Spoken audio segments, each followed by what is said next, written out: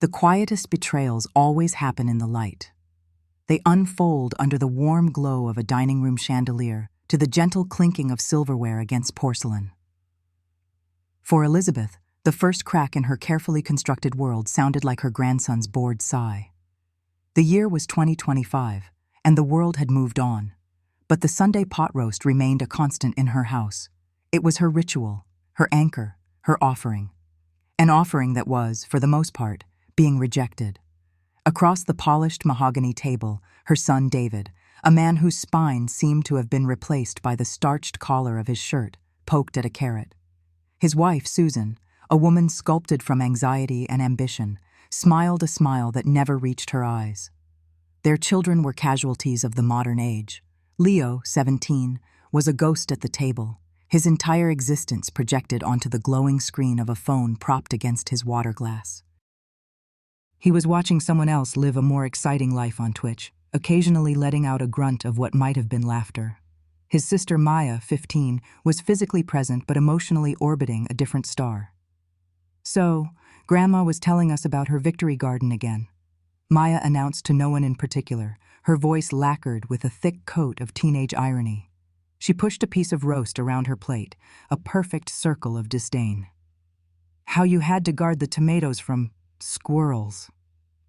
She said the word squirrels as if it were a geopolitical threat of immense absurdity. Leo snorted without looking up. Yeah, thrilling stuff. Bet she fought in the Great Aphid War of '82. A true hero of the insecticide. David offered a weak chuckle, a pathetic attempt to bridge the chasm between generations. Kids, be nice. It was a suggestion, not a command. He looked at his wife, a quick, shared glance of exhaustion. This was their weekly penance. Visiting the old lady, enduring the boring stories. Elizabeth's stories were always the same. They were her camouflage. Tales of mending socks until the original fabric was just a memory. Canning peaches in jars that lined the cellar shelves like dusty soldiers. Tending the roses in the backyard, a relentless, back-breaking love affair with the soil. The stories were mundane. They were safe. They were the life of a woman who had done nothing, seen nothing, been nothing. A life perfectly curated to be forgotten. It was a different time, Elizabeth said. Her voice was soft, a gentle breeze that couldn't possibly stir a leaf. She smiled, the same faint, placid mask she had worn for 40 years. It was a good mask. It had served her well. But there was one person at the table who wasn't looking at the mask. Chloe, the youngest at 12, was silent. She wasn't scrolling through a phone or rolling her eyes. Her gaze was fixed, steady, and curious, on Elizabeth's hands as they rested on the table. She saw what the others missed. She saw that they didn't tremble. They weren't gnarled with age or spotted with liver spots. They were strong, the knuckles prominent, the fingers long and surprisingly nimble. They were hands that could grip and hold and not let go. Chloe watched those hands lift a heavy pitcher of water with perfect, steady control.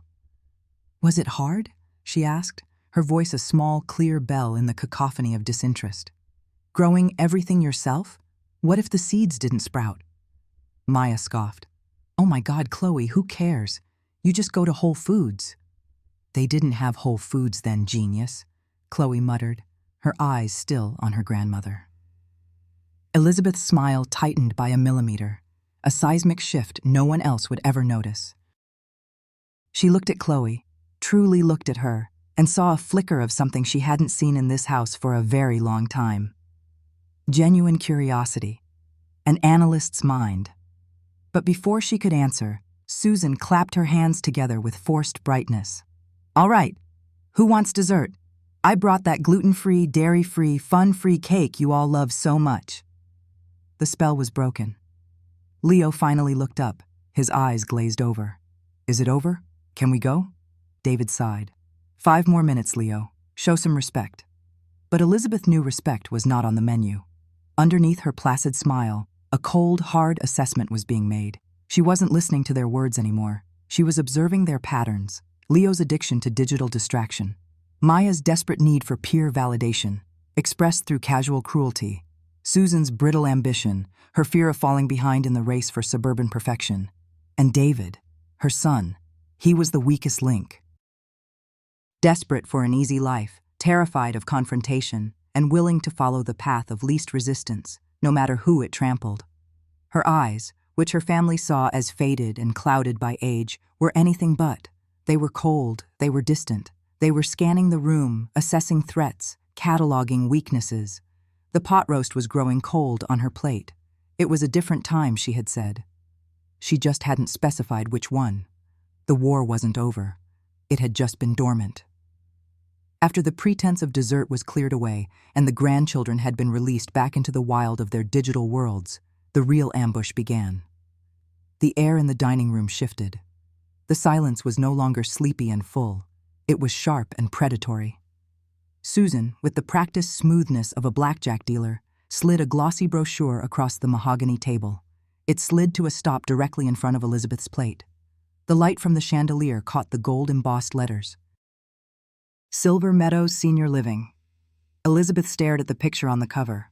A group of silver-haired strangers, their smiles too wide, their teeth too white, were laughing around a card table. It was a portrait of manufactured joy, a sterile heaven for people waiting to die. She didn't touch it. David cleared his throat, the sound unnaturally loud in the quiet room. He leaned forward, lacing his fingers together on the table, a pantomime of sincerity he must have learned in a corporate management seminar. "Mom," he began, his voice a thick syrup of false concern. "We need to be realistic." The word hung in the air, realistic. It was a word men like him used when they were about to do something cruel and wanted to frame it as a kindness. This house. He gestured vaguely at the walls around them, the home where he'd grown up, where every scuff on the floorboard told a story. "It's just too much for you now. The upkeep, the stairs." "We worry." Susan jumped in, her voice a counterpoint of brisk, practical efficiency. "And the market is just incredible right now, Elizabeth. Unbelievable. We've already spoken to a realtor, just a preliminary chat, of course. A wonderful woman named Barb. She says we could get, well, it would be life-changing." For whom, Elizabeth wondered. The life-changing part. "It's not about the money, of course," David added quickly, a clumsy attempt to clean up his wife's spill. "It's about your quality of life, your wellness." Susan nodded eagerly, tapping a perfectly manicured finger on the brochure. "Silver Meadows has a wonderful social calendar. Book clubs, water aerobics, guest lecturers. You won't have to be so lonely here all by yourself." Lonely. The word was a weapon, honed and sharpened just for her. They saw her solitude and called it loneliness. They saw her independence and called it a burden. They looked at her life, the one she had painstakingly built, and saw only a real estate asset and a problem to be managed. Sell her home, the repository of her secrets, the ground zero of her long, silent war. Put her away. File her under E for elderly and close the drawer. The shock didn't come as a hot flush of anger. It didn't bring tears to her eyes. Instead, Elizabeth felt a familiar, icy calm settle over her, a cold blanket descending into her bones. It was the same profound, unnerving stillness she had felt decades ago in windowless rooms in foreign cities, listening to a man's frantic heartbeat against his ribs before it stopped. It was the calm of the operator, the feeling that came when the objective was clear, the parameters set. She said nothing. Her silence was a physical thing in the room, a wall they hadn't anticipated. They had expected tears, arguments, pleading. They were prepared for an emotional outburst. They were not prepared for the void. Her silence was a mirror, and in it, their own ugly intentions were reflected back at them, distorted and monstrous. "Mom?" David prompted, his confidence wavering. "Did you hear us?" Oh, she heard them. She heard every calculated word, every false note of concern. But the woman they were talking to, the frail, lonely old grandmother, had just left the building. In her place sat someone else, someone who looked at the two people across the table and no longer saw family. She saw targets. She saw a long-term strategic threat and a short-term tactical problem. She saw a man whose weakness could be exploited and a woman whose greed was a gaping vulnerability. The mission had just been defined. Not by a man in a gray suit in a basement office, but by her own blood, in her own home. The mission was survival, and Phase 1 was information denial. She let her eyes drift to the brochure, then back to their anxious faces.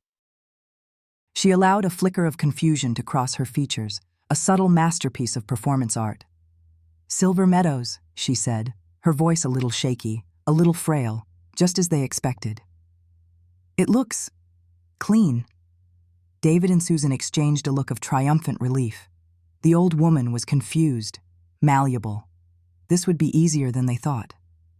"It's beautiful, Mom," David said, pressing his advantage. "We can go for a tour next week." Elizabeth gave a slow, deliberate nod. "I'll have to think about it," she said softly. "It's a lot to take in." She folded her strong, steady hands in her lap, the picture of docile consideration. They couldn't see the gears turning behind her eyes. They couldn't see the mental files being pulled, the protocols being initiated. They saw a victory. She saw the opening move in a campaign she had no intention of losing. As they finally stood to leave, kissing her on the cheek with the cold, dry lips of strangers, she remained seated. She watched them walk out of her house, out of her life as she had known it. The mission was survival, and the enemy had just revealed their entire strategy. It was a rookie mistake. That night, the house was quieter than it had ever been. The silence wasn't peaceful. It was charged, a held breath. Elizabeth did not go to her bedroom.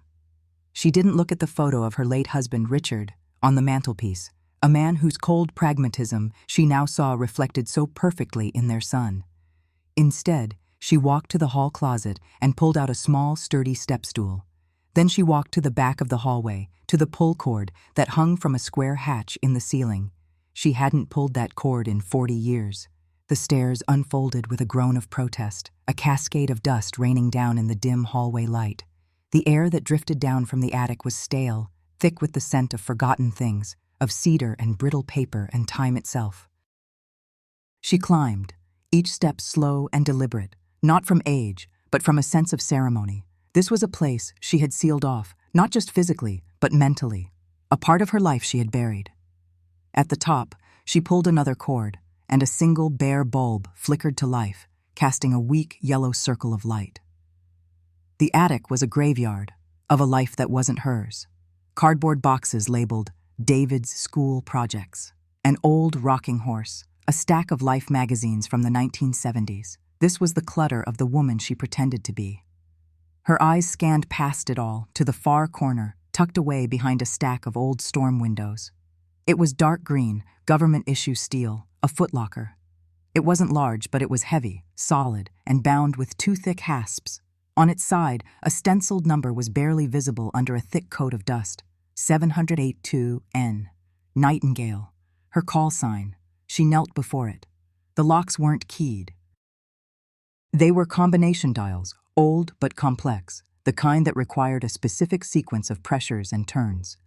Her family believed her fingers were nimble from a lifetime of sewing quilts and darning socks. They were wrong. They were nimble from dismantling explosives, from picking locks, from learning to feel the subtle click of a tumbler falling into place in total darkness. Her fingers moved with a practiced, fluid ease that defied her age. A quarter turn right, hold pressure. A full turn left, past the first number. Another right. The muscle memory was deeply, frighteningly intact. The first hasp clicked open, the sound unnaturally loud in the tomb-like silence. She repeated the sequence on the second lock. It, too, sprang free. She paused, her hands resting on the lid. She took a deep breath. She was opening more than a box. She was exhuming a ghost, her own. With a grunt of effort, she lifted the heavy steel lid. It groaned open on stiff hinges. The air that rose from inside was different, not just dust. It was the faint, sharp smell of gun oil, the dry scent of old electronics, and the acidic tang of aging magnetic tape. There were no folded flags inside, no medals for valor, no sentimental letters from a husband at war. This was not a box of memories. It was a box of tools. On top lay a small, surprisingly heavy reel-to-reel tape recorder, a Uher 4000 Report L, the workhorse of Cold War field agents. Beside it sat a velvet bag containing a dozen microcassettes, each labeled with a cryptic code: Project Sparrow, Blue Jay, Tango November, and one that made her breath catch in her throat: Mockingbird. Beneath the recorder, nestled in custom-cut foam that had started to decay, was a pistol, a Soviet-made Makarov, 9x18 mm, fitted with a long, thick suppressor. She lifted it out. The weight was familiar, a cold, dense comfort in her palm. She worked the slide. It moved with a well-oiled whisper. She ejected the magazine. It was full, 8 rounds. She knew, without needing to see, that they were subsonic, quiet, efficient. But the most important item was at the bottom. It was a small, unassuming journal, bound in worn black leather. It didn't look like much. It could have been a diary, a place for private thoughts or favorite recipes. It was not a diary. She lifted it out, her fingers tracing the worn cover. She opened it to a random page. The handwriting was hers, but it was a version of her script she hadn't used in decades. Small, precise, and devoid of emotion. It was a ledger, a simple, brutal accounting of a life's work. Each entry was sparse: a name, a date, a method. Jonathan Mills, 10/17/1979. In-place neutralization. Overdose fabrication. Klaus Richter, 03/22/1981. Asset liquidation. Staged automobile accident. Agent Sparrow, 07/09/1983. Psychological dismantling. Disinformation campaign. The names blurred together. A litany of ghosts. Her boring stories about gardening and canning were a cover so deep, so complete, that even she had almost started to believe them. The war she fought wasn't in some distant, jungle-choked country. It was here. It was in the shadows of quiet suburban towns just like Maple Creek. It was fought in hotel rooms, in public parks, on lonely country roads. It was a war of whispers and secrets, where victory wasn't a parade, but the simple, silent fact that you were the one who went home. And hero was a title she had never wanted, had never earned. Heroes saved people. She erased them. She slowly closed the ledger. The placid, gentle grandmother who had been mocked at her own dinner table was gone. The confused, frail old woman who was supposed to be touring a retirement home next week was a fiction. The person kneeling on the dusty floor of the attic, surrounded by the tools of a forgotten trade, was Elizabeth, code-named Nightingale. And she had just been reactivated. Her war had come home, and her children had just made a terrible, terrible mistake. They thought they were caging a lamb. They had no idea they were rattling the cage of a lion. The quiet that followed their ultimatum was a different kind of quiet, not peaceful. It was charged, like the air before a lightning strike. It was the silence of a chessboard after a bold, threatening move has been made. For days, the house held its breath, and Elizabeth moved within its walls like a ghost, listening to the silence, analyzing it. She knew it wouldn't last. The opposing player always makes another move. The move came not with a phone call, not with a knock on the door, but with the crisp, impersonal slit of an envelope through the mail slot. It was a certified letter. The green and white sticker felt like a target painted on her home. Her hands, usually so steady among her rose thorns, trembled slightly as she carried it to the kitchen table. She didn't need to open it immediately to know its contents. This was the logical next step in the campaign, a formal declaration of war. She slid a butter knife under the flap, the sound unnaturally loud in the silent kitchen. The paper inside was thick, official, cold to the touch. It was from a law firm, Cromwell Finch Associates. The names meant nothing. The intent meant everything. David and Susan were petitioning the court for conservatorship. The words leaped off the page, stark and brutal. They were claiming she was a danger to herself. They cited cognitive decline. They listed her inability to manage her own affairs. Her stories, the ones they had mocked, were now twisted into evidence of a confused and deteriorating mind. Her preference for solitude was painted as dangerous reclusiveness. Every detail of the life she had so carefully constructed as a placid, harmless veil was now being weaponized against her. Elizabeth let the papers fall to the table. And she felt a chill, but it wasn't fear, it was recognition. This was a classic destabilization tactic.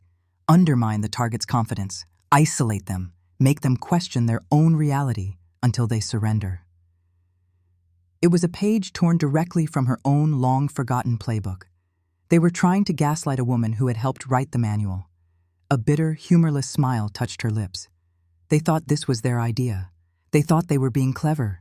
They had no idea they were merely puppets, dancing to a tune composed decades ago by a far more formidable man.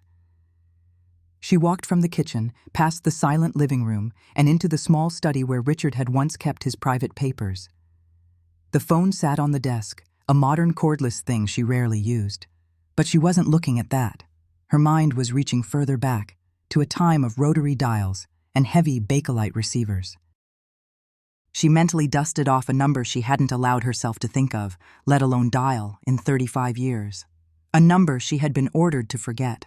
The sequence of digits felt alien and yet intimately familiar, a password to a buried life. She picked up the handset, the plastic cool against her ear. Her fingers punched in the numbers with a slow, deliberate pressure. Each tone was a hammer blow against the wall of time she had built around herself. It rang once, a click, and the sound of an open, empty line. It rang twice. Silence. On the third ring, a voice answered. It was a tired sound, a gravelly ruin of a voice, as if it had been dredged up from the bottom of a well filled with whiskey and secrets. Yeah. The single word was a challenge, an annoyance. Elizabeth took a steadying breath. "It's Nightingale," she said. Her own voice sounded strange, a ghost speaking a forgotten language. The silence that followed was not empty. It was vast and heavy, filled with the weight of unspoken history, of shared ghosts and buried operations. She could almost hear the man on the other end sifting through the decades, through a catalog of dead names and defunct code words. Finally, the gravelly voice returned, flat and devoid of emotion. "Nightingale is dead." Elizabeth's gaze drifted to the window, to the manicured lawn, the perfect suburban facade. "So they tell me," she replied, a hint of steel entering her tone. The game was afoot. He had acknowledged the code. He was listening.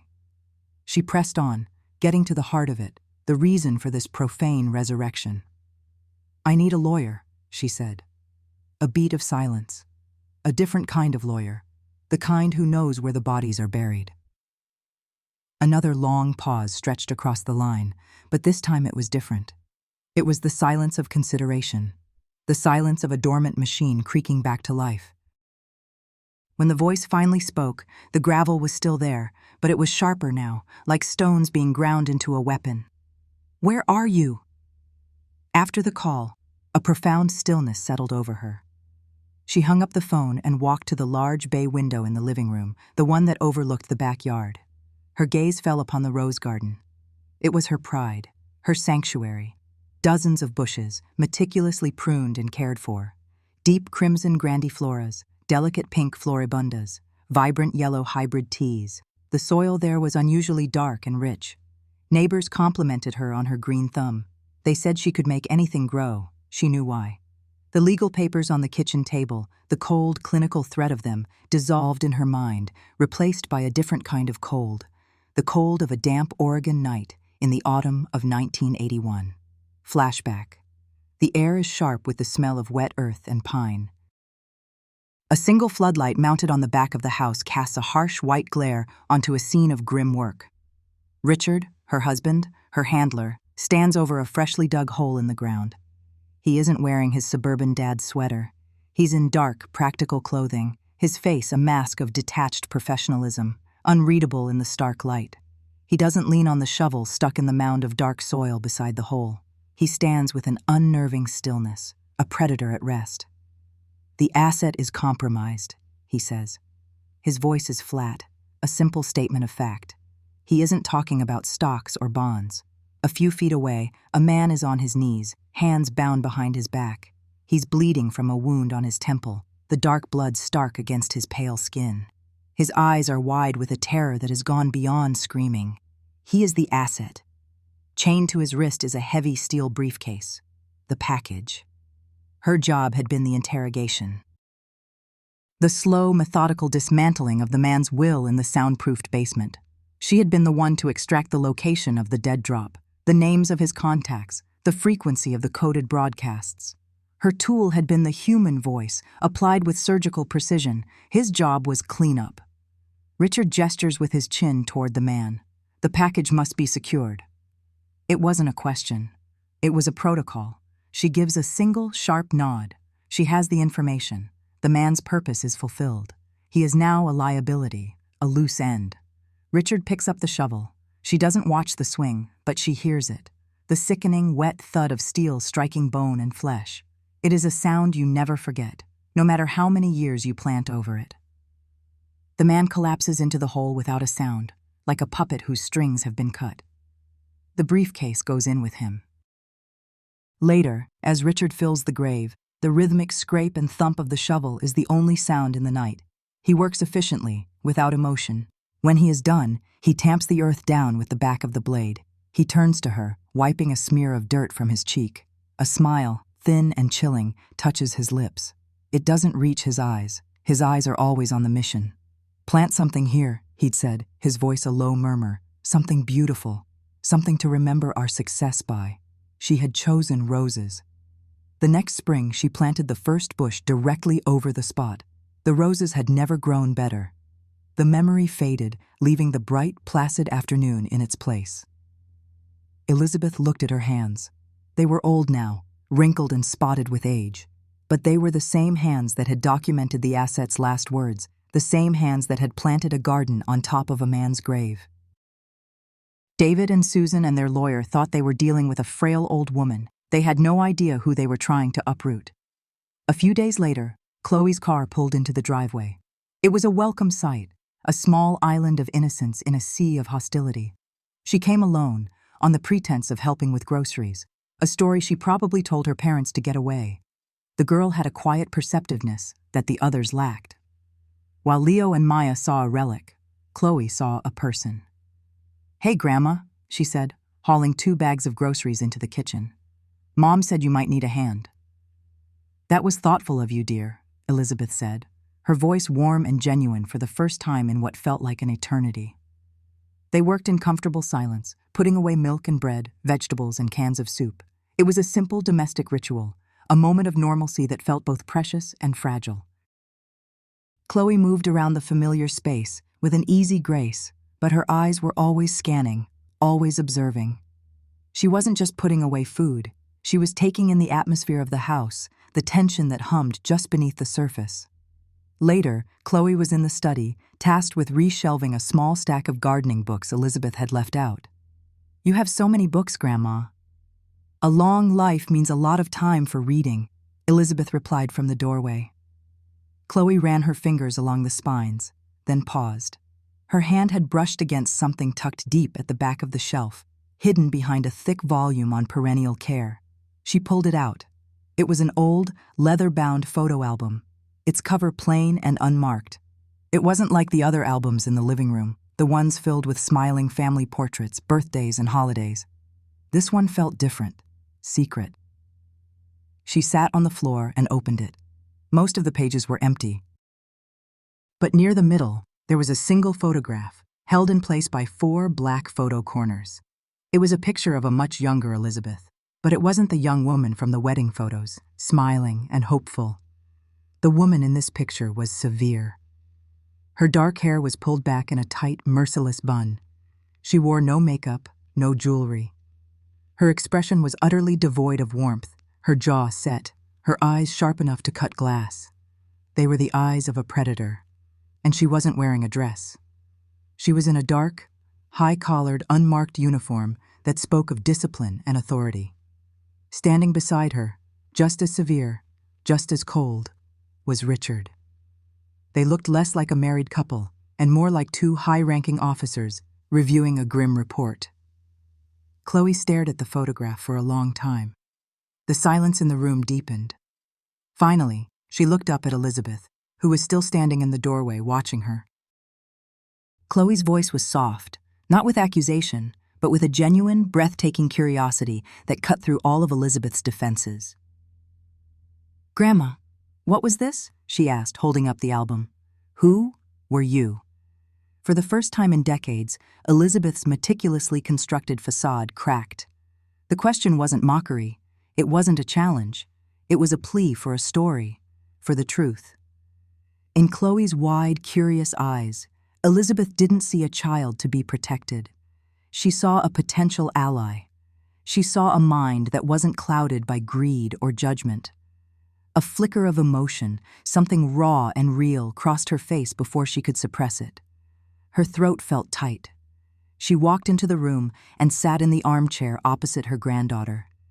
She looked from the photograph back to Chloe's face. "That was a long time ago, Chloe," she said, her voice raspy, thick with the dust of years of silence. She reached out and gently touched the edge of the photo. "I was a special kind of civil servant." The court order for the psychiatric evaluation was delivered by a courier the following Tuesday. It was an escalation, but an expected one. David and Susan were following the script perfectly. If they could get a doctor to declare her incompetent, their path to conservatorship would be clear. They were forcing her into a trap. But Elizabeth knew that every trap has a key, and sometimes the best way to disarm it is to walk right in and spring it on your own terms. The office of Dr. Miles was exactly as she'd pictured it. Sterile, beige, and smelling faintly of air freshener and quiet desperation. Leather chairs, abstract art on the walls, a large mahogany desk that served as a barricade between the doctor and his subject. Dr. Miles himself was a man in his late 40s with a kind, professional face and eyes that tried to be empathetic, but were, to her, as readable as a training manual. He was a man who followed procedures. A man who believed in his own perception. He was the perfect target. "Good morning, Elizabeth," he began, his voice a smooth, therapeutic baritone. "Thank you for coming in. I know this can be a little stressful." Elizabeth gave him a small, wavering smile. She allowed her hands to tremble just a little as she clutched her handbag in her lap. She had dressed for the part. A pale lavender cardigan, a flowered blouse, comfortable shoes, the very picture of a sweet, slightly befuddled grandmother. "Oh, it's no trouble, doctor," she said, her voice a little thin. "My son David, he worries so much. He's a good boy." The game had begun. For the next hour, she gave him the performance of a lifetime.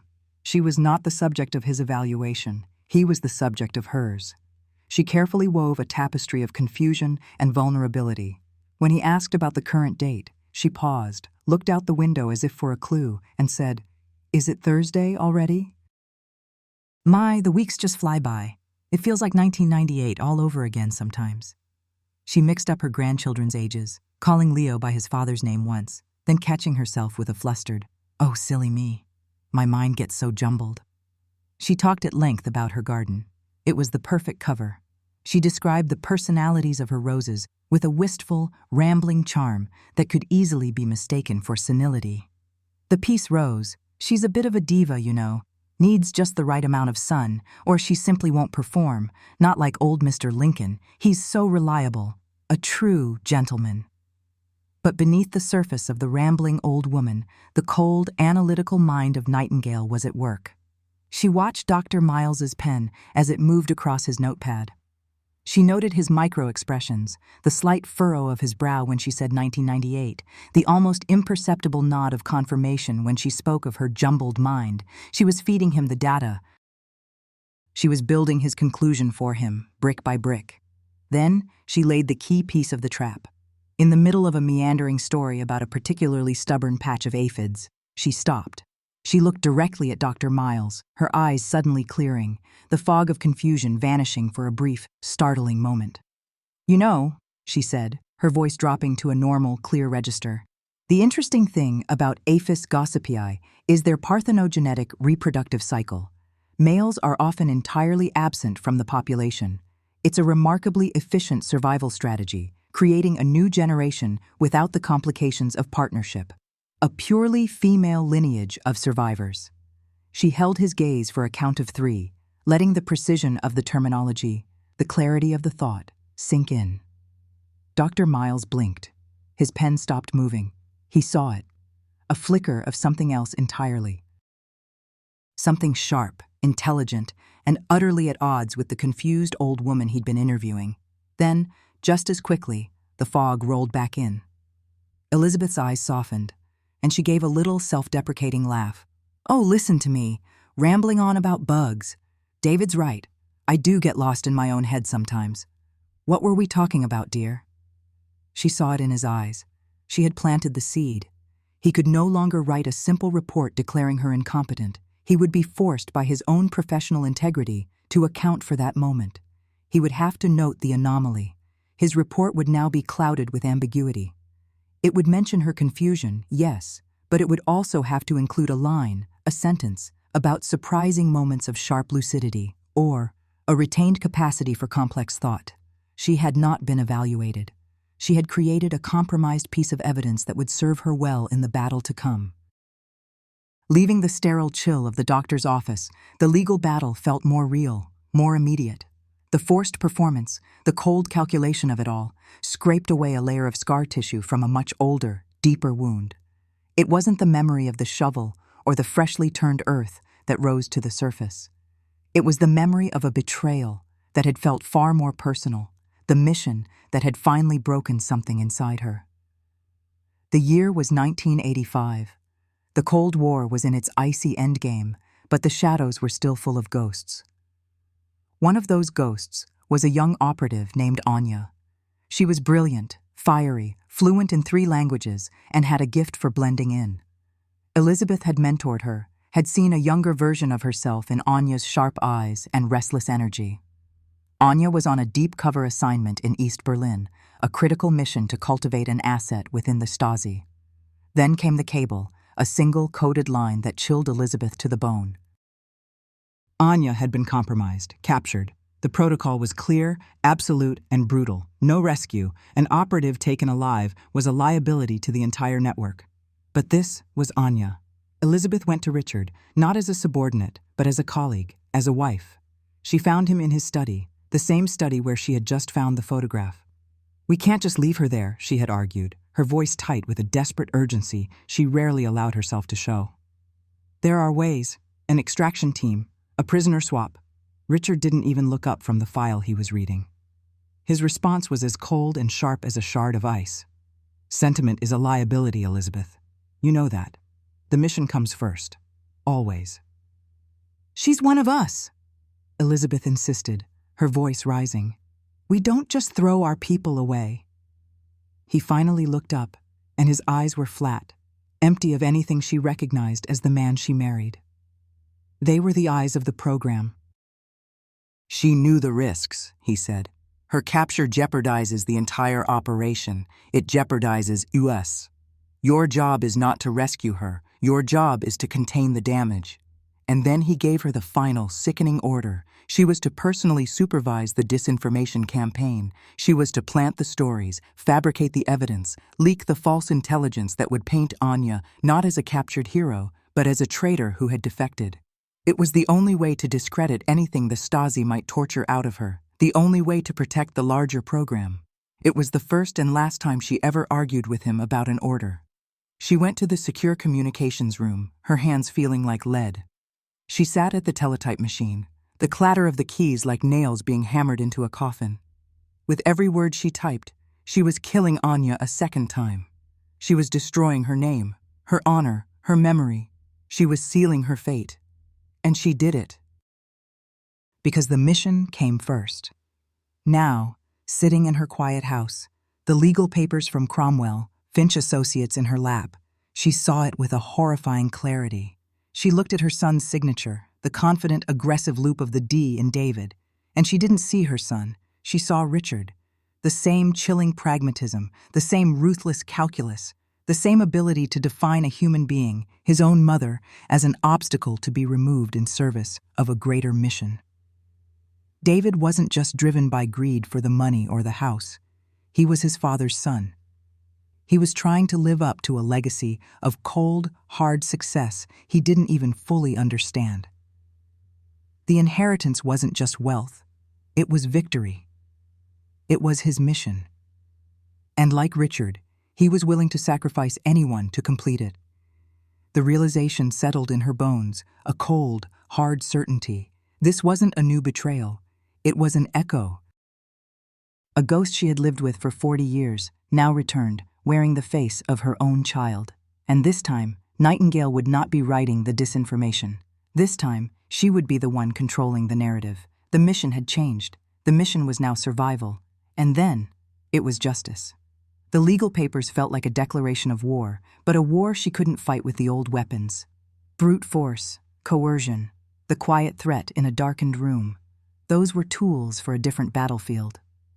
David and Susan had chosen their ground: the courtroom, the doctor's office, the realm of public perception. They were painting her as a fragile, confused old woman. And a fragile, confused old woman doesn't win wars. She needed a new asset, a different kind of weapon. She picked up the phone, her fingers tracing the smooth, cool glass of the screen before dialing the number she now knew by heart. It rang twice. "Hello?" Chloe's voice was bright, a small island of sunlight in Elizabeth's graying world. "Chloe, my dear, it's Grandma." "Grandma, are you okay? Dad said you weren't feeling well." Elizabeth's smile was thin, a bitter twist of her lips. "I am feeling quite determined, actually. I was hoping you could help me with something. A sort of history project." "A history project? Like for school?" "Not exactly for school. For me, I've been thinking, this town, Maple Creek, has so many stories, so much hidden history that people forget. I want to document some of it, before it's all lost." She let the words hang, a carefully baited hook. "Wow, that sounds cool. What do you need me to do?" Chloe's voice was filled with an earnest energy that Elizabeth was counting on. This was the purity she needed to weaponize. "I need a storyteller, Chloe, but not just any storyteller. I need you to find me a journalist, a local one. I want you to look for the hungriest, most ambitious reporter you can find, someone young who sees stories where others just see old buildings or boring town council meetings. Someone," she paused, letting the weight of the next words sink in, "who isn't afraid to challenge power, someone who believes a good story is worth fighting for." The silence on the other end was electric. Elizabeth could almost hear the gears turning in her granddaughter's mind. This wasn't a request to bake cookies or help with the weeding. This was a mission. "Okay," Chloe said, her voice dropping to a conspiratorial whisper. "Okay, Grandma, I can do that. Ambitious. Hungry. Not afraid. I get it. I'll find them.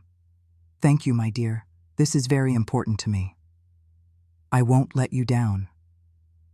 After she hung up, Elizabeth felt the first flicker of something that wasn't just cold survival. It was strategy. The game was afoot. Chloe took the mission with the solemnity of a knight accepting a quest. She didn't turn to the local newspaper's website, a relic she associated with obituaries and grocery store coupons. Her battlefield was digital. She opened her laptop, the glow illuminating her determined face in the dark of her bedroom. Her fingers flew across the keyboard. Instagram, TikTok, X, formerly Twitter. She typed in hashtags, hashtag Maple Creek, hashtag Oregon corruption, hashtag local news. She scrolled past hundreds of posts. Sunsets over the Willamette River, selfies from high school football games, ads for local breweries. Then she found it. A TikTok video, shot vertically on a shaky phone, raw and unfiltered. It showed a young woman with intense eyes and a messy bun standing in front of the half-finished construction site of a luxury condo development. The caption read, "City Councilman Miller said this land was for a public park. So why did his brother-in-law's company get the contract to build million-dollar lofts?" Follow the money. Maple Creek exposed. The woman's name was Sarah Jenkins. Chloe clicked on her profile. It was a digital breadcrumb trail of her work for a small online news startup called The Oregon Beacon. There were articles about contaminated water in a low-income neighborhood, a piece on unfair labor practices at a lumber mill, and a series investigating conflicts of interest on the school board. She wasn't just hungry, she was starving. And she was fearless. Chloe found Sarah's professional email address listed in her bio. She hesitated for a moment, then composed a message, choosing her words as carefully as her grandmother had. "Dear Ms. Jenkins, my name is Chloe. I'm a huge admirer of your work, especially the story on Councilman Miller. You're not afraid to tell the truth. My grandmother, Elizabeth, has lived in Maple Creek her whole life. She says she has an amazing story to tell about the town's hidden history. It's about power and secrets. She asked me to find the best and bravest reporter to help her tell it. I thought of you immediately. She's a very private person, but she says this story needs to be told now. Would you be willing to speak with her? Sincerely, Chloe. She hit send, her heart pounding. She had launched the first missile. 2 days later, Sarah Jenkins sat in Elizabeth's living room. The house was immaculate, smelling faintly of lemon oil and old paper. It didn't look like the home of a woman in cognitive decline. Sarah, dressed in practical jeans and a blazer, held a digital recorder in one hand and a notebook in the other. She had been skeptical. Hidden history stories from elderly residents usually turned out to be rambling anecdotes about the price of milk in 1965. But the granddaughter's email had been intriguing, and something in her gut told her to at least hear the old woman out. "Thank you for coming, Ms. Jenkins," Elizabeth said, her voice calm and steady. She sat opposite Sarah, her hands folded in her lap. "Please call me Sarah. Your granddaughter is very persuasive." "Chloe has a strong sense of justice," Elizabeth said with a small, genuine smile. "It's a quality I admire." Sarah got straight to the point. "She said you had a story about Maple Creek's history, about power and secrets." "I do," Elizabeth said. "But it's not a simple story with a beginning, a middle, and an end. It's complicated. It's about how things that happen in the shadows can affect families for generations. It's about what people are willing to do for a piece of land." She gestured vaguely around the room. "For a house like this." Sarah's journalistic instincts tingled. This was more than just local folklore.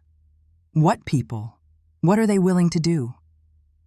"My son and his wife are trying to have me declared incompetent," Elizabeth stated, her voice devoid of self-pity.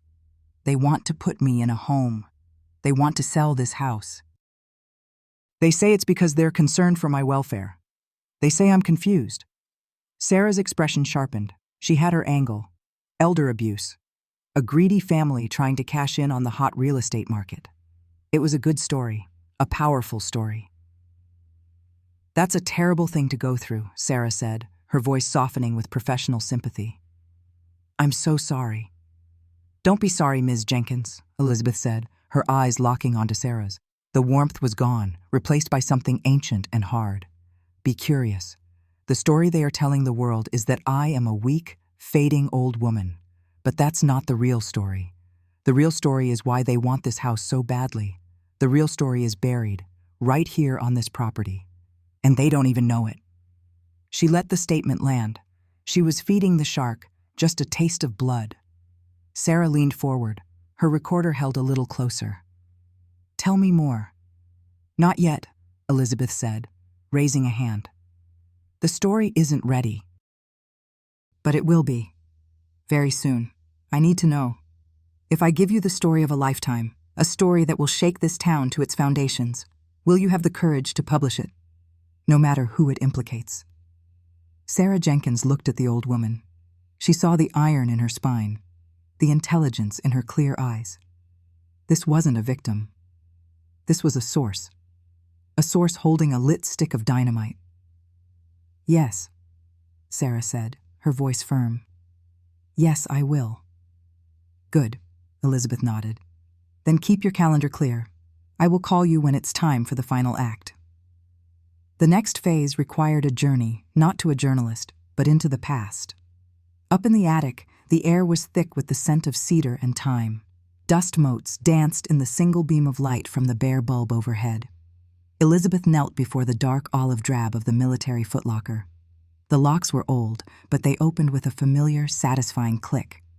She didn't look at the Makarov pistol, nestled in its oilcloth. She didn't look at the leather-bound ledger. Her fingers, steady and certain, searched for something smaller.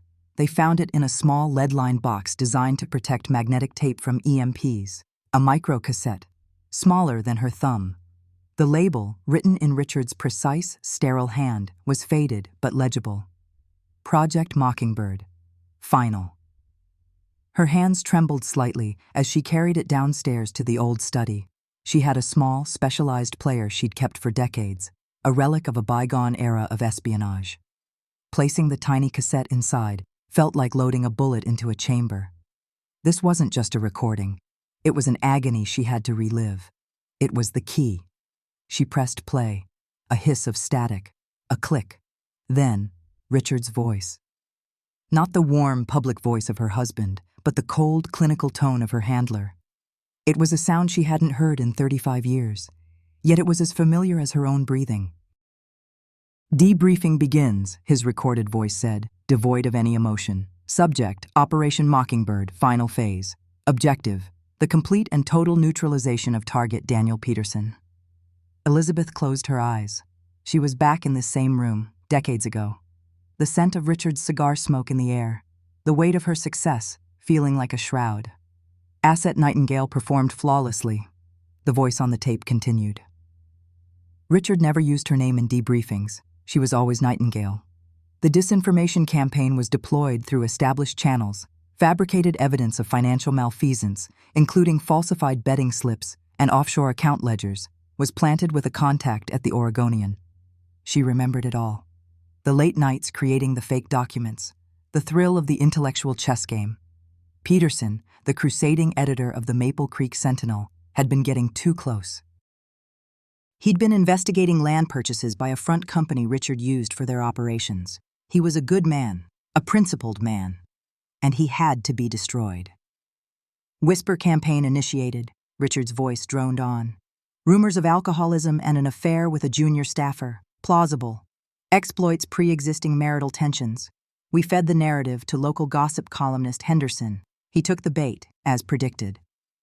Elizabeth could almost feel the phantom weight of the files in her hands. She had ruined a man's life with paper and lies. She had been proud of her work. It was clean, professional, a masterpiece of psychological warfare. Result, the voice on the tape concluded. Target's credibility is destroyed. His paper is facing bankruptcy following advertiser withdrawal. His wife has initiated divorce proceedings. Mission successful. Peterson is neutralized as a threat. Nightingale is to be commended. End of debriefing. A final click, and then the soft hiss of an empty tape. Elizabeth sat in the silence, the weight of the past pressing down on her. She had succeeded. Peterson lost his newspaper, his wife, his reputation. A few years later, she'd heard through the grapevine that he'd lost his will to live. He had taken his own life in a rented apartment on the other side of the state, another ghost to add to the garden. She was about to eject the tape when a wave of nausea, cold and visceral, washed over her. A memory, not from the mission, but from years later. A detail she had buried, locked away as irrelevant data. It was from a barbecue, right here in this backyard. Susan, newly married to David, a bit tipsy on white wine, talking about her childhood. "My dad was in the newspaper business," Susan had said with a dismissive wave of her hand. "Lost it all. He was a good man, just not a good businessman. A bit of a dreamer. My mom always said he was a failure." Someone had asked for her father's name. "Daniel," Susan had slurred slightly. "Daniel Peterson." The name slammed into Elizabeth with the force of a physical blow. The air left her lungs. Peterson. Susan's father. The room seemed to tilt. The walls pressed in. It wasn't just greed. It couldn't be. This obsessive, desperate need for this specific house, this land. It wasn't just about the inheritance. It was a ghost reaching out from the past, a generational vendetta playing out in a bitter, ironic tragedy. Susan hated Elizabeth for having the life, the stability, the success that had been stolen from her own family. She was fighting a war against an enemy she couldn't see, an enemy whose face she saw every Sunday for dinner.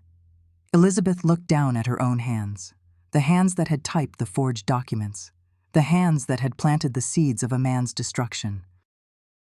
"My husband gave the order," she whispered to the empty room, "and I was the one who pulled the trigger."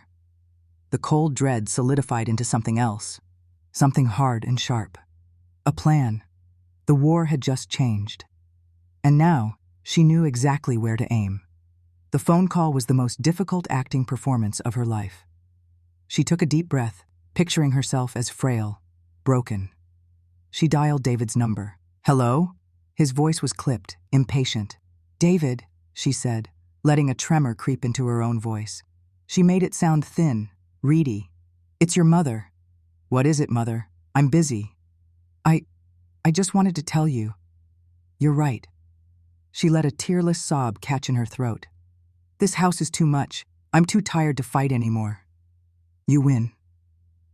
There was a stunned silence on the other end, followed by a slow exhale. It was the sound of victory. "Mother, I'm glad you're finally seeing reason. It's for the best." "Truly." His tone was patronizing, dripping with false magnanimity. "Just get the papers ready," she whispered. "I'll sign them. Let's just get it over with." "Of course," he said, the smug triumph now barely concealed. "Susan and I will come by tomorrow afternoon with Mr. Davies. We can settle everything then." "Okay," she breathed. "Tomorrow." She hung up and her entire posture changed. The fragility vanished, replaced by the rigid spine of a field operative preparing an ambush. The trap was being set. The next afternoon, the house was preternaturally clean. Not a speck of dust. Elizabeth had arranged a vase of white roses, from the garden, on the coffee table. A funereal touch. She was dressed in a simple gray dress, the color of ash. Chloe was there. David and Susan had insisted she come to say goodbye to Grandma's house. The girl's face was a mask of confusion and sorrow. She sat beside Elizabeth on the sofa, her small hand clutching her grandmother's arm. "It's just a house, my dear," Elizabeth murmured, patting her hand. "Things are just things, remember that." A car crunched on the gravel driveway. David, Susan, and their lawyer, a man named Davies with a shiny suit and an equally shiny smile, strode in.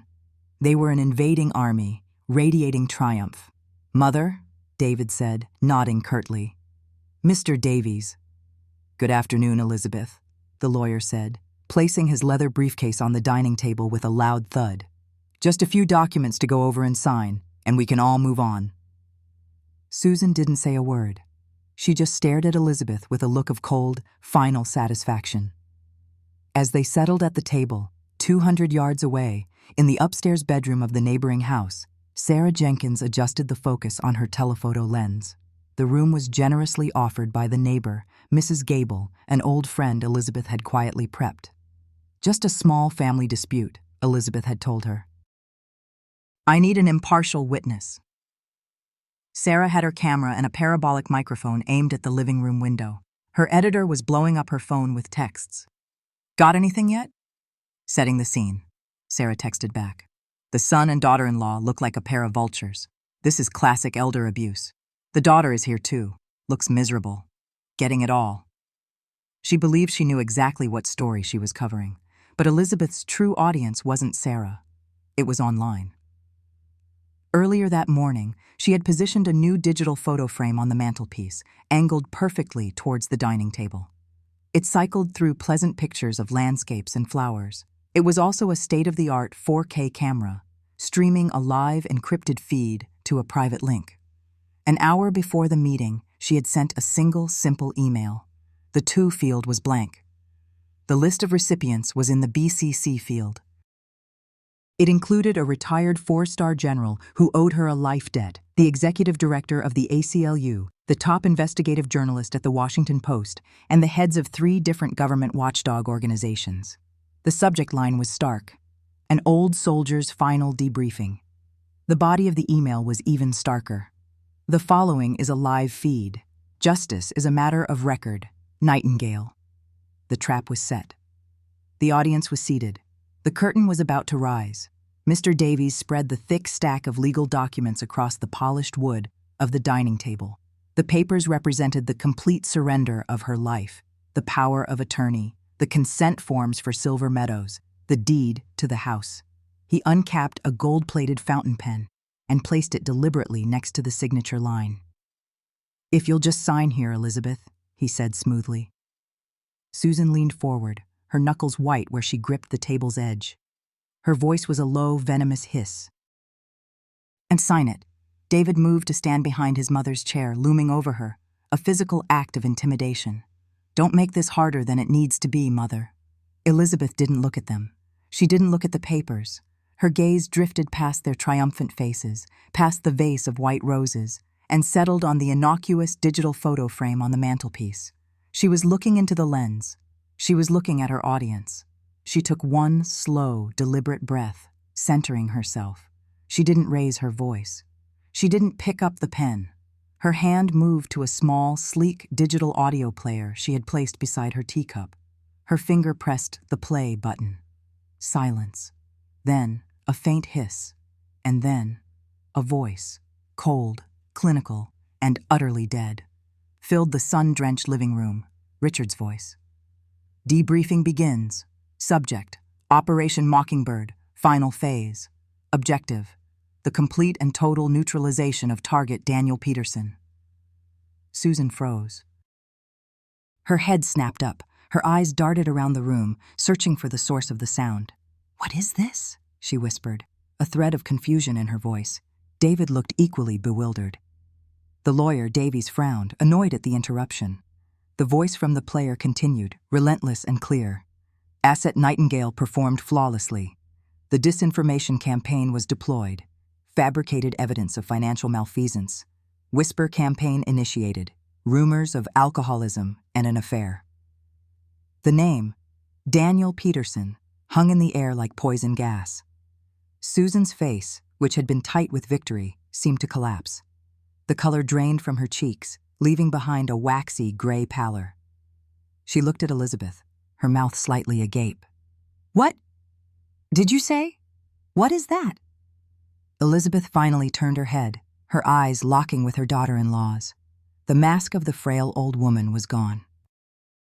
In its place was the face Chloe had seen in the photograph, the face of an operative, devoid of emotion, filled with a terrible, unyielding purpose. She spoke, her voice quiet, but carrying the weight of a death sentence. "You hated me," she began, letting each word land with precision. "You hated me because you thought I had the life your mother should have had. The big house, the respected husband, the security." She paused, letting Susan process the impossible truth dawning in her eyes. "You were wrong." The silence in the room was absolute, broken only by the clinical drone of Richard's recorded voice detailing the destruction of a man's life. "I'm the reason she didn't have it," Elizabeth continued, her gaze unwavering. "Your father wasn't a failure, Susan. He wasn't a bad businessman. He wasn't a dreamer who lost his way." She leaned forward just an inch, her voice dropping but losing none of its intensity. "He was a target. My husband gave the order." Elizabeth's eyes were black, bottomless pools of history and pain. She delivered the final, devastating truth. "And I was the one who pulled the trigger." David stared, his face a canvas of disbelief, the smugness replaced by utter horror as he began to understand. The lawyer, Davies, looked from Elizabeth to Susan, his legal mind scrambling to comprehend how a simple estate signing had detonated into this. Chloe watched from the sofa, her eyes wide, a silent witness to a cataclysm she couldn't possibly understand. "This house you covet?" Elizabeth said, her voice a final, chilling whisper. "This land you were willing to destroy me for. It was my payment, my reward for destroying your family."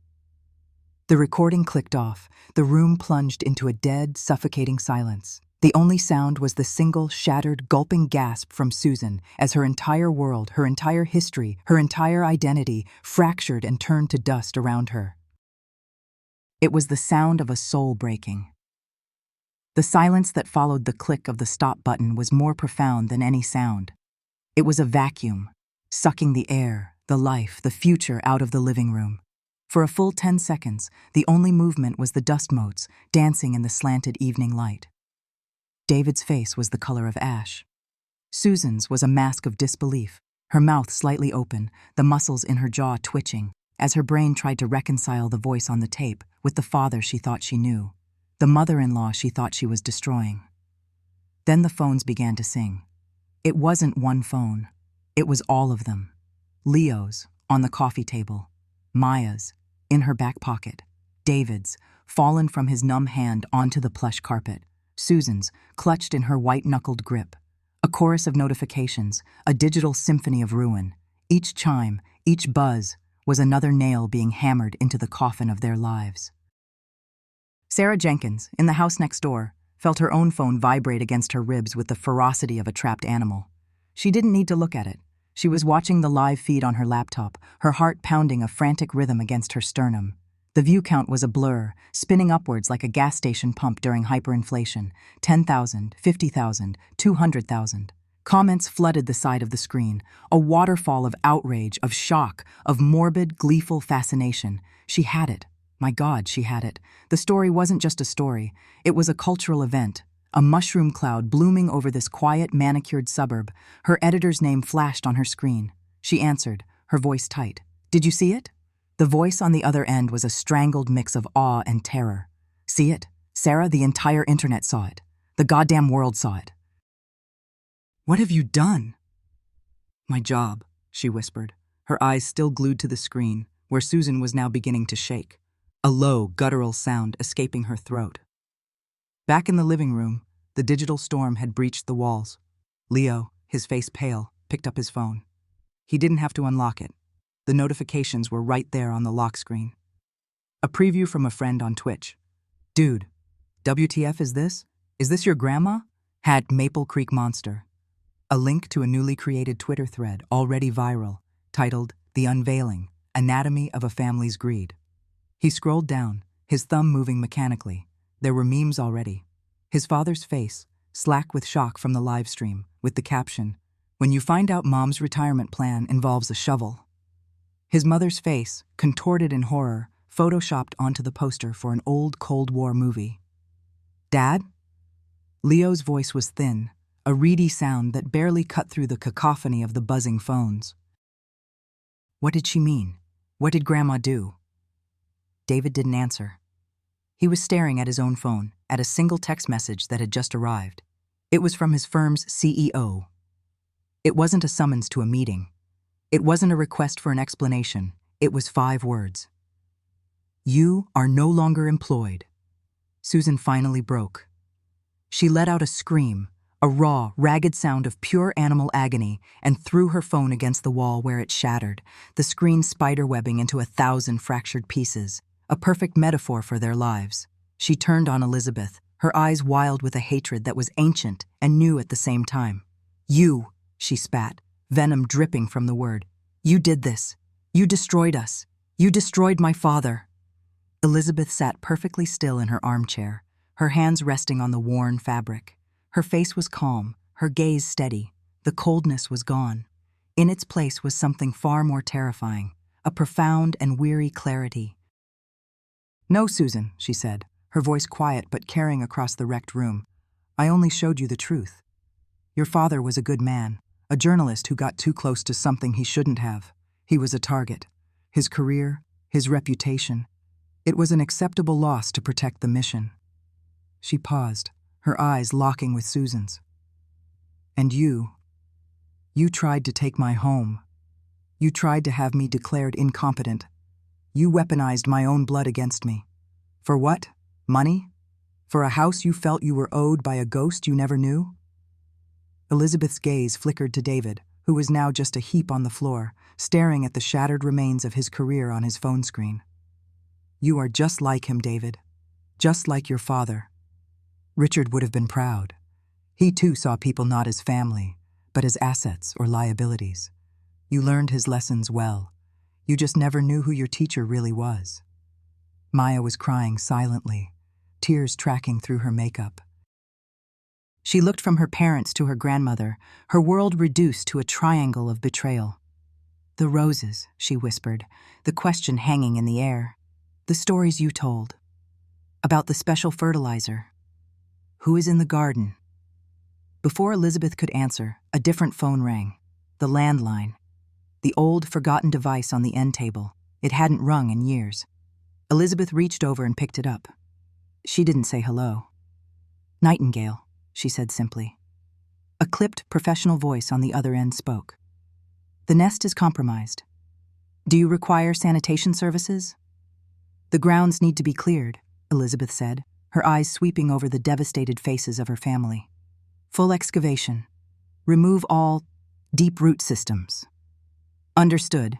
A landscaping and pool construction crew will be on site within the week. The official cover will be soil remediation due to legacy agricultural contaminants. The paperwork will be filed with the county tomorrow morning. Thank you, Elizabeth said, and hung up the phone. She looked at her family, her former family. They were no longer targets. They were no longer anything. They were just debris. The aftermath of a controlled demolition. I think it's time for you to leave my house, she said. The week that followed was a blur of quiet, efficient activity. David and Susan were gone, having slunk away in the dead of night like vanquished ghosts. The story of the live stream became a national obsession for 72 hours, a brief, intense firestorm of public shaming before the internet's insatiable gaze moved on to the next spectacle.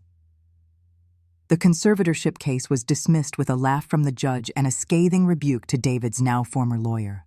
The family was a crater, a smoking hole in the middle of Maple Creek. Leo and Maya were with their other grandparents, their mother's parents, who were themselves reeling from the revelation that their daughter's father-in-law had orchestrated their own family's ruin. The betrayal was absolute, a complex, generational knot that could never be untangled. Then the white vans arrived. They didn't have a smiling logo on the side. They were anonymous, clinical. The men who got out were not your typical landscapers. They moved with a quiet purpose, erecting tall, solid privacy screens around the entire backyard before a single shovel touched the earth. They used ground-penetrating radar, sweeping the lawn in a silent, methodical grid. Neighbors peeked through their blinds, confused. The official story, posted on a permit at the front gate, spoke of hazardous material abatement. From her kitchen window, Elizabeth watched them work. They didn't dig randomly. They excavated with surgical precision. The first day, they removed the entire rose garden, bush by bush, laying them aside like discarded evidence.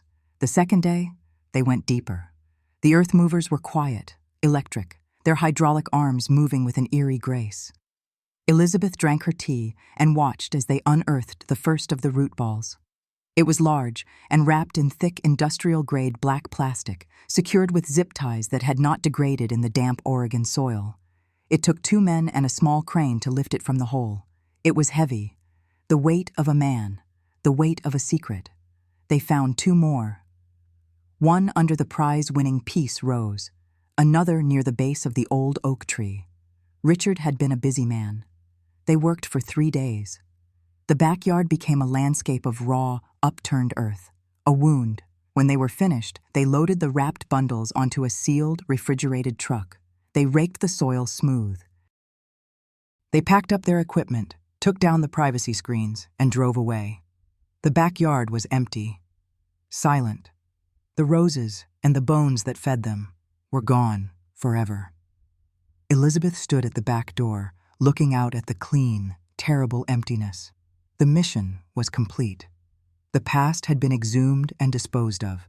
She felt nothing, not relief, not sorrow. Just a vast, hollow quiet. The quiet of a battlefield after the fighting is over. 6 months slid by like water. The house in Maple Creek was sold to an anonymous LLC for cash. The transaction was handled entirely by the different kind of lawyer Elizabeth had summoned. He never asked about the live stream. He never asked about the landscaping. He simply executed her instructions with chilling efficiency. Elizabeth packed a single suitcase. She took some clothes, a few books, and the Makarov pistol from the footlocker.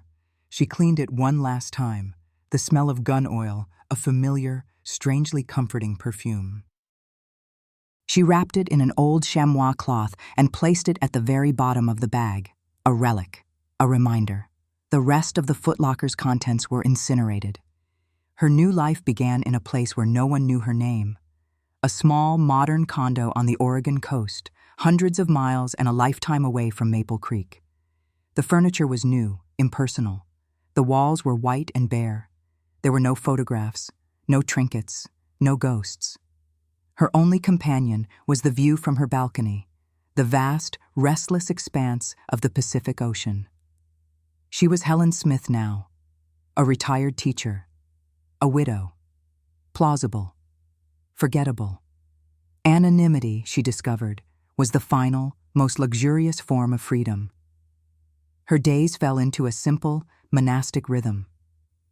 She walked the beach in the morning, the cold spray on her face feeling like a baptism. She read the classics she'd never had time for: Tolstoy, Austen, Faulkner. She sat on her balcony for hours, watching the tide ebb and flow, a rhythm as steady and relentless as time itself. It wasn't a happy existence, not yet. It was something more essential. It was a period of decompression, the slow, painful unwinding of a spring that had been coiled tight for over 50 years. The money from the house, a small fortune, was gone, not spent, but repurposed. Her lawyer had funneled the entire sum into an untraceable, international trust. Its sole purpose was to fund legal aid for victims of state-sponsored persecution. Journalists silenced, activists jailed, families ruined by the quiet machinations of power. Every month, she received an encrypted email with a single attachment, a list of cases they were fighting, cases they had won. She was dismantling the very machine she had once served, one legal brief, one exonerated victim at a time. It was her penance. It was her final, quiet war. She was no longer Nightingale. She was no longer a matriarch.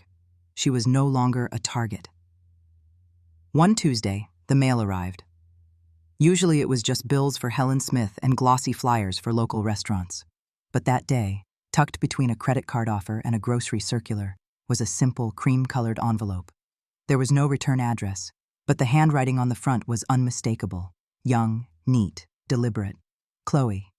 Her hands, steady for months, trembled slightly as she took it inside. She placed it on the kitchen counter, staring at it. Her lawyer must have provided the POSA box, a calculated breach of protocol, a test of faith. She ran her thumb under the flap, her old training kicking in, checking for any irregularities. It was just a letter. Inside, there was no long missive, no painful questions, no accusations, just a single sheet of drawing paper. On it, in colored pencil, was a picture.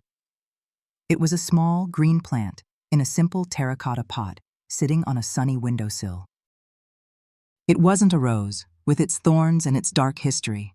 It was a succulent, sturdy, and self-sufficient, something new. Below the drawing, in that same neat young hand, was a single sentence. "I hope you found a place to plant something new." Elizabeth stared at the drawing, at the simple, hopeful little plant, at the words that offered not just forgiveness, but permission. Permission to live. Permission to start again. She held the piece of paper to her chest, her fingers curling around the edges. And for the first time since she was a girl, long before Richard, before the missions, before the garden, Elizabeth wept. It wasn't the hot, angry crying of her youth, or the silent, suppressed tears of her long service. It was a different kind of sorrow, a quiet, shuddering release that seemed to come from the very marrow of her bones. The weight of the bodies in the soil, the ghost of Anya, the destroyed life of Daniel Peterson, the monstrous reflection of her husband she saw in her son, it all dissolved, washing away in a tide of salt and sorrow. She cried for the woman she might have been. She cried for the woman she had become. And she cried for the woman she might yet be. Helen Smith, a woman with a small plant, a view of the ocean, and a future that was, for the very first time, entirely her own. The war, her long, secret, lonely war, was finally, truly over.